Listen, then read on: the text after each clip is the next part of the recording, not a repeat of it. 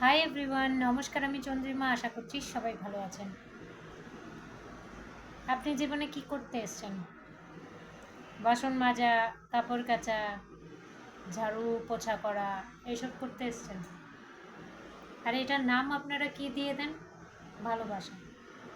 আমার ভালোবাসার জন্য আমি বিয়ে করেছি, বিয়ে করার জন্য এটা আমাকে করতে হয়। কিন্তু ভালোবাসার বাইরেও একটা জিনিস আছে, যেটা হচ্ছে মুক্তি।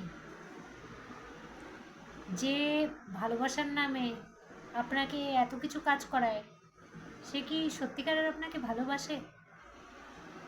এটা সত্যিকারের বলুন। আপনি হ্যাঁ, ঘর সংসার সব কিছু সামলান, সামলানোর পরেও নিজের যে শখ, কিছু শেখা, বই পড়ুন বা আর্ট শিখুন, কোনো কিছু শিখুন।